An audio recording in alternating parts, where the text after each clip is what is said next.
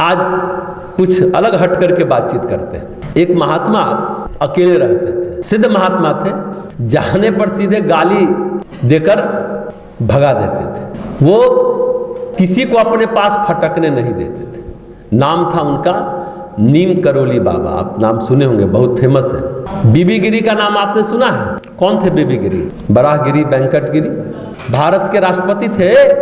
किसी को ये पता नहीं है, भूल गए सब। बीबी गिरी जब उनके पास गए, सभी बड़े लोग जाते थे, 50 गालियां बीबी गिरी को दिए तो क्या बन गए? राष्ट्रपति बन गए। उनके आशीर्वाद से नीलम संजीव रेड्डी भी राष्ट्रपति बने। ये होता है तपस्वी का बल, साधक का बल, साधु का बल, संत का बल, महात्मा का बल। देवराहा बाबा थे, वो पैर से आशीर्वाद देते थे। पैर रखते थे सिर पर, अंगूठा, दाहिने हाथ के अंगूठा को सिर पर रखते थे। और जो लोग जाते थे, जैसे इंदिरा गांधी गए दरबार पर, तो नहीं मेरे सिर पर पैर रखिए। तो ये बात है। तो एक ऋषि है, कौन? दुर्वासा ऋषि। उन्होंने क्या कहा? भगवान शिव से वरदान लिया कि मेरे श्राप से किसी को परेशानी न हो, किसी का कल्याण न हो। क्योंकि दुर्वासा ऋषि को गुस्सा बहुत आता था, बात बात पर श्राप दे देते थे। चाहे कबंध नाम का गंधर्व हो, वो गंधर्व को श्राप दिया तो राक्षस बन गए। और जब वन में रामचंद्र जी गए, उनसे भेंट हुई कबंध नामक राक्षस की, तो फिर से गंधर्व बन गए, मुक्त हो गए। अब इंद्र के दरबार में गए, कौन? दुर्वासा ऋषि। अब सब बोले कि मैं यहाँ साधना करूंगा। अब सारे दरबारी डरे कि पता नहीं है क्या, कहाँ, किसको क्या श्राप दे दे। दुर्वासा ऋषि से तो सभी डरते थे, सभी जानते हैं इस बात को। जबकि व्यवस्था, उपासना की व्यवस्था, साधना की व्यवस्था बनाई गई, कमरा दिया गया, एक अप्सरा उनको दे दी गई, उनकी व्यवस्था बना, उनकी सेवा टहल करे, उनको कोई दिक्कत ना हो साधना में, कोई चीज की जरूरत हो तो दे। अब देखिए, नाम था उस अप्सरा का पुंजिक स्थला।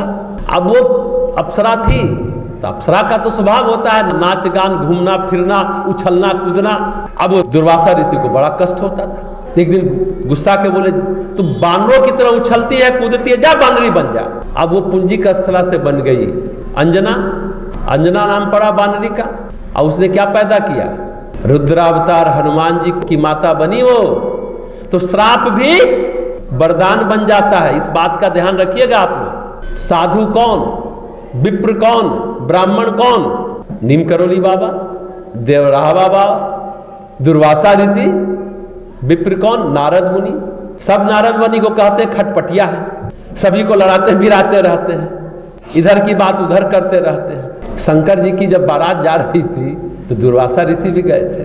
तो माँ ने कहा था, दुर्वासा ऋषि की माँ का नाम सती अनसुईया, पिता का नाम अत्रि, सब बताए हुए हैं, तुम लोग भूल गए। बोला कि बेटा जाना तो वहाँ गुस्सा मत करना, हल्ला मत करना। अब शंकर जी के बारात में तो सब कौन कौन है? भूत प्रेत है, असुर राक्षस सब है, कोल भील सब है। वो तो सभी समता, कोई जाति प्रथा कहीं वहाँ तो नहीं है शंकर जी के यहाँ। शंकर जी की बारात रात में शिवरात्रि निकल में किए होंगे आप लोग, उछल कूद भी किए होंगे, भांग भी खाए होंगे, बाराती बने होंगे। तो कहने का अर्थ है, तो नारद जी सोचे कि थोड़ा दुर्वासा ऋषि को चिढ़ाया जाए। अब सब कहता था नाचो नाचो, सब लोग नाच गा रहे थे। रात में बहुत लोग टीवी पर हमने भी देखा, बहुत लोग नाच गा रहे थे। भूत प्रेत बैताल का नाचो नाचो, चुटकी लिए चिढ़ाए। अरे आपको गुस्सा नहीं आया? अब देखिए साइकोलॉजी है, जिसके मुंह पे तकिया कलाम होता है ना गाली देने का, अरे अबे आपने गाली, अरे कौन साला गाली देता है? उसी तरह दुर्वासा मुनि कहता है गुस्सा क्यों आएगा हमको, माँ ने मना किया है। देखिए साइकोलॉजी की बात है, चिढ़ाते हैं, खटपटिया है नारद मुनि। उन्होंने अपने गुस्से से वो खुद ही दुखी रहते थे कि बेकार हम इतना गुस्सा करते हैं, चले तो भगवान शिव से वरदान लिए कि हमारे श्राप से किसी का अकल्याण न हो। कहने का अर्थ है कि नारद मुनि भी विप्र हैं, ब्राह्मण हैं, संत हैं, देवर्षि हैं, देवताओं के ऋषि हैं। लेकिन आप देखिए इधर की बात उधर करते रहे, लेकिन किसी का उनसे अकल्याण नहीं हुआ। नारद जी के, चाहे वो प्रहलाद हो, वाल्मीकि हो, ध्रुव हो, सबका कल्याण नारद जी से हुआ। ये कहानी सभी लोग जानते हैं। ध्रुव को भी उन्होंने कहा, प्रहलाद को भी कहा, वाल्मीकि को नारद ने क्या कहा? रत्नाकर डाकू थे, बोले कि राम राम तो तुम जप नहीं सकता, मरा मरा जपो। तो डाकू से ऋषि वाल्मीकि हो गए। तो नारद जी से भी किसी का कल्याण नहीं हुआ। तो सच में विप्र वही है। एक थे मध्य प्रदेश में पंडित सूर्य नारायण व्यास, उन्होंने पहले ही कह दिया था कि राष्ट्रपति इस बार भारत जब आजाद होगा तो प्रथम राष्ट्रपति राजेंद्र बाबू बनेंगे।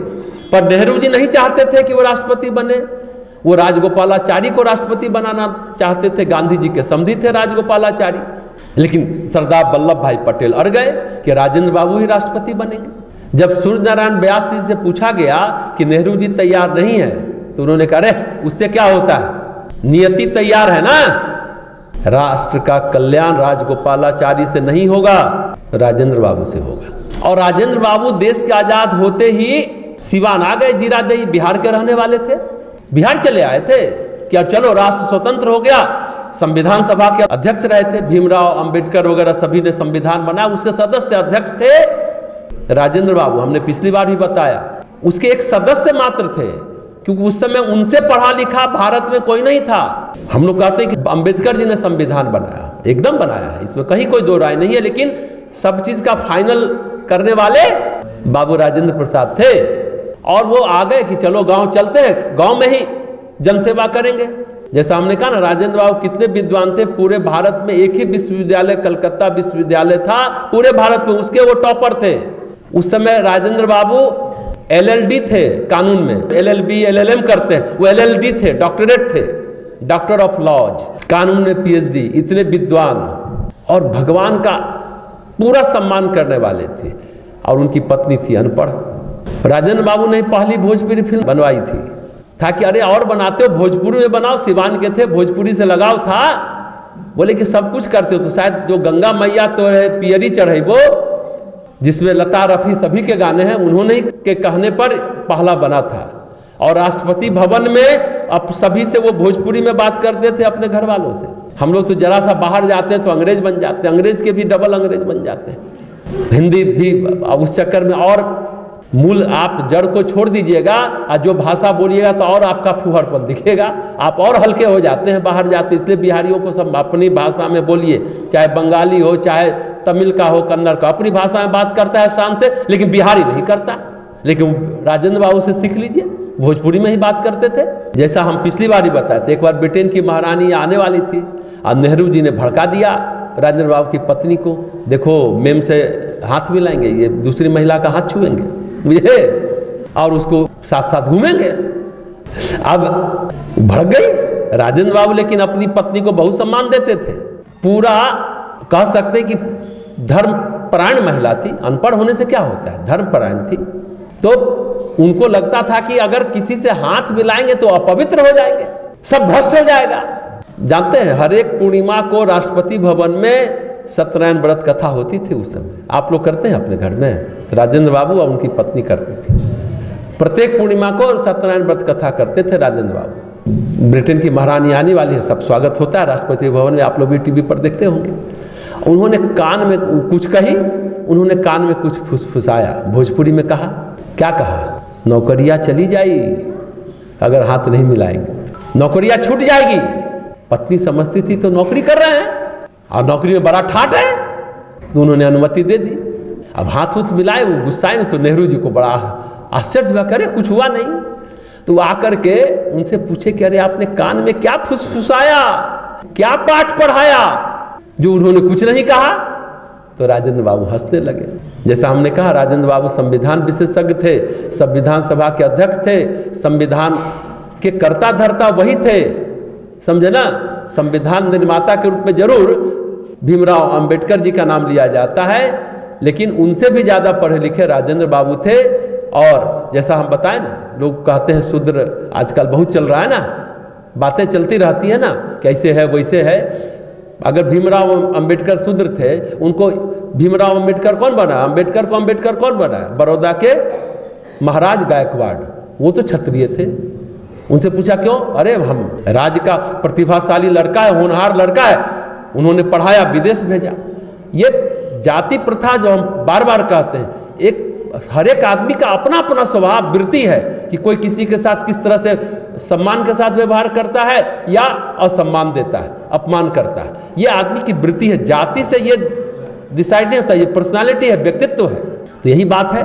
तो पंडित सूर्य नारायण व्यास ने कहा था, उन्होंने जब राष्ट्रपति बने तो उन्होंने एक चिट्ठी लिखी, चौपाई कोट किया, विप्र वचन जो है कभी खाली नहीं जाता है, यानी ब्राह्मण की वाणी खाली नहीं जाती। अगर आपने कहा था कि राजन बाबू राष्ट्रपति बनेंगे तो हम राष्ट्रपति बने। उन्होंने उनको चिट्ठी लिखा था। देखिए, विप्र वचन झूठा नहीं होता, जो कह दिया सो कह दिया, लेकिन जन्म से ब्राह्मण नहीं, कर्म से, वृत्ति से ब्राह्मण बने। सूर्यनारायण व्यास ने एक और बात कही थी, विप्र थे, कि लाल बहादुर शास्त्री के लिए कहा था, शास्त्री जी को ताशकंद नहीं जाना चाहिए, अगर गए तो वापस नहीं लौट पाएंगे। यह है विप्र वचन झूठा नहीं होता।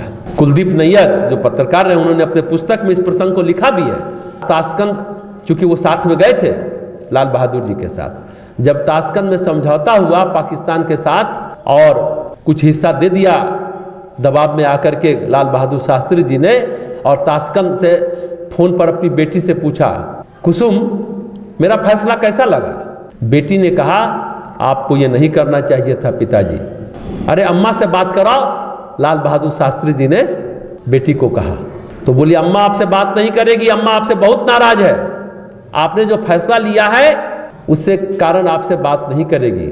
पाकिस्तान को जमीन वापस करने का समझौता हुआ था ताशकंद में। अम्मा बोल रही है कि ये जमीन आपकी थी जो आपने दे दिया, हिंदुस्तान के सिपाहियों का उस जमीन में खून मिला हुआ है, इसको देने का अधिकार आपको नहीं है। ये ललिता शास्त्री ने कहा था। देखिए, ये सब बात शायद आप लोगों को नहीं मालूम होगा, ये हुआ था। अब देखिए नियति क्या घटित कराती है। पंडित सूर्यनारायण व्यास ने कहा था, शास्त्री जी का उसी रात निधन हो गया, ये सभी लोग जानते हैं। एक मजेदार बात पंडित सूर्यनारायण व्यास जी की भी है। इंदिरा गांधी प्रधानमंत्री थी, ये सब बातें सुने तो उन्होंने उनको बुलवाया दिल्ली। उनके सचिव ने कहा कि आप होटल में रुक जाएं। व्यास जी गए दिल्ली, वो दिल्ली से लौट आए, चले आए। इंदिरा जी से कह देना मैं होटल में रुकने वाला नहीं हूं, मिले भी ना चले गए। बाद में सभी लोग कहते रहे, बोले हट मैं नहीं जाता। ये होता है विप्र, बाद में भी नहीं मिले। गोस्वामी तुलसीदास जी तो विप्र हैं। उनके एक मित्र थे बचपन में, राजा राम। राजा राम, आप लोग गोस्वामी तुलसीदास जी की जीवनी को पढ़ेंगे तो उसमें मिलेगा। अब उस समय अकबर का राज्य था, सेनापति युद्ध हार गया था, निराश था। राजा राम ज्योतिषी थे, पूछा कि दिल्ली लौटकर अब मेरा क्या होगा, अकबर क्या करेगा? राजा राम गोस्वामी से पूछे। गोस्वामी तुलसीदास जी भी ज्योतिषी थे, उनको सम्मान मिलेगा, अपमान नहीं मिलेगा। उन्होंने वो भविष्य चक्र बनाते थे, उस पर उनकी पूरी किताब है, लिखी है उन्होंने। भविष्य चक्र में यही बता रहा, तुलसीदास जी की ये अलग खोज है। सामान्य ज्योतिषियों में ये भविष्य चक्र वाली पुस्तक उन्होंने खुद से लिखी है। मजे की बात क्या हुआ, अकबर का सेनापति राजा राम को कैद कर ले गया दिल्ली। हार कर गया था दरबार में, लेकिन उसे बड़ा सम्मान मिला। जब तुलसीदास जी से पूछा कि सेनापति ने तो राजा राम को कैद कर लिया है, उन्होंने उस बात को तुलसीदास से पूछ करके उन्होंने अकबर के सेनापति को बताया था, तो उसको कैद कर लिया था। जब सम्मान मिला तो वो छूट गए। बहुत जय जयकार हुआ राजा राम का, खूब। उस सेनापति ने सोना चांदी हीरा जवाहरात देकर विदा किया। तो राजा राम आए तुलसीदास जी के पास, बोले ये भविष्य तो आपने विचारा था, आप ये सारा सोना चांदी हीरा जवाहरात ले लीजिए, ये तो आपने कहा था, आपके आधार पर हमने कहा, इस पर आपका हक है। हम तो ऐसे भी यश पा चुके हैं, यश ही हमारे हिस्से में रहने दिए, बाकी चीज आप ले लीजिए, ये आपका बताया हुआ है। यश तो भी आपका था, चलिए यश तो हम खा गए, धन भी खा जाए, ऐसा नहीं होगा। जानते हैं गोस्वामी तुलसीदास जी ने कहा कि मेरा धन तो सिर्फ राम है, मैं दूसरा धन स्वीकार नहीं कर सकता। ये होता है विप्र, ये होता है साधु, ये होता है ब्राह्मण। अपने गुणों के बल पर, अपने ज्ञान के बल पर, अपनी भक्ति के बल पर लोग ब्राह्मण बनता है, जन्म के आधार पर नहीं। जन्म से तो सभी शूद्र होते हैं। पंडित सूर्यनारायण व्यास को इच्छा होती कि प्रधानमंत्री बुलाए, ऐसा व्यक्ति है, बिना मिले चले आए। विप्र का अपना आत्मसम्मान होता है। विप्र मतलब खान पान, आचार विचार, रहन सहन, उससे डिग नहीं सकता। आज पंडित सब दारू पीते हैं, मुर्गा खा रहे हैं, वो विप्र है क्या? बताइए, विप्र कहलाएंगे? नहीं है। विप्र जन्म की जाति से नहीं, कर्म से होता है। सही मायने में विप्र थे। ये बहुत महत्वपूर्ण बात है, इसको समझिएगा। जो ज्ञान दे रहा है वो विप्र है। अब सूत जी गरुड़ पुराण पढ़ेंगे, नैमिषारण्य में, लखनऊ के पास है वो अरण्यक, वहाँ 80,000 ऋषियों को ज्ञान दे रहे हैं, शूद्र हैं, वो विप्र से भी बड़े विप्र हैं, विश्वामित्र क्षत्रिय होकर विप्र हैं। ये विप्र गुणवाचक है, जातिवाचक नहीं है। गीता में भी भगवान कहते हैं ये चारों वर्ण मेरे द्वारा रचे हुए हैं, पर ध्यान रखे गुण और कर्म को ध्यान में रखकर रचे हुए हैं। सत्यकाम जावाल के बारे में आपने सुना होगा।